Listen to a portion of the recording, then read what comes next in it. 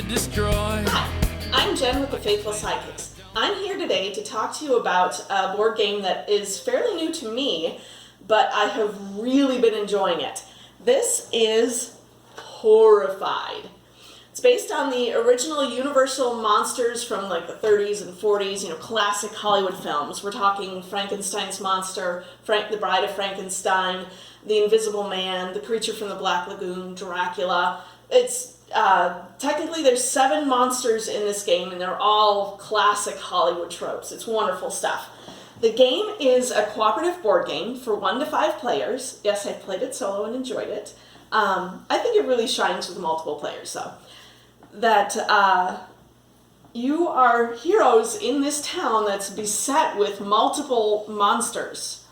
The standard difficulty is 3. If you want, they suggest 2 when you're first learning the game. If you really want a tough battle, go for 4. I've barely beat 3 once. Standard difficulty is a challenge.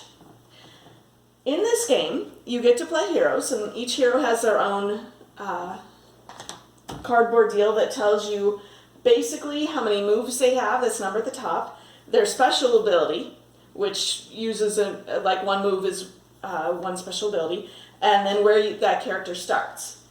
So each character is different. There's several in the game, like 7 or 8 different heroes you can play.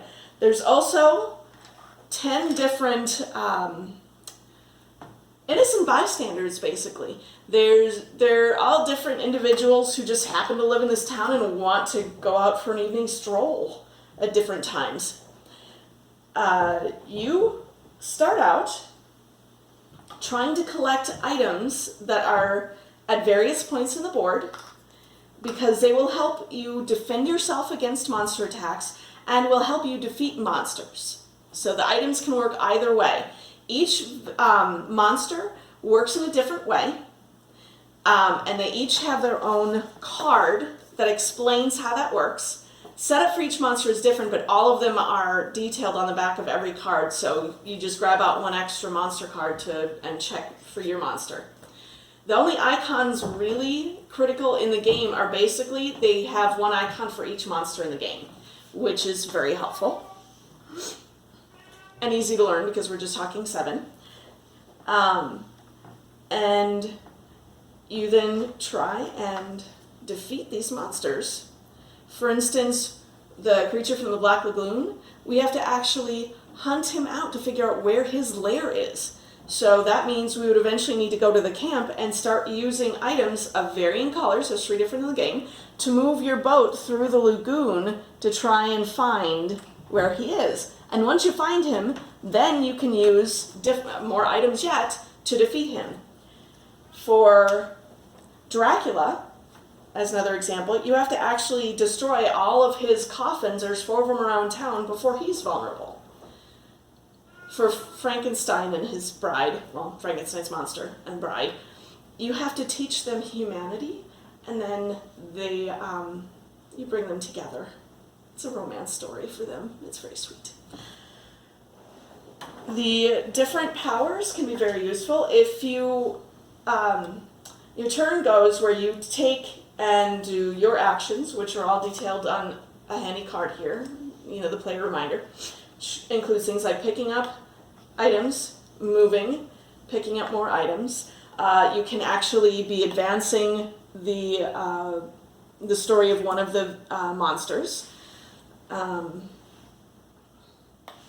But let's say I wind up here, and then the villains would take their turn, and villain cards will have a number on the top that tells you how many items come out, then special text that's something specific with a monster that may or may not be in your particular game, and then this little code on the bottom, which is all the monsters that are going to do things, that are going to move and possibly attack. And if this one had the hat of the Invisible Man on it, then he would be moving and rolling dice to attack me. So let's say he had a move of 2 and a roll of 2. He'd only move 1 because I was 1 away, roll 2, and he would hit me twice, unless I get rid of items. If I can discard items that I have picked up, and that prevents the attack. If, however, I didn't want to, then I could move up the terror of the town. And I'm removed from the board until my next turn, at which point I start at the hospital. Sometimes it's worth doing that because you're collecting items to deal with the monsters themselves, and you need those items to defeat the monsters too. If you run out of monster events, you've run out of time, and you've lost the game.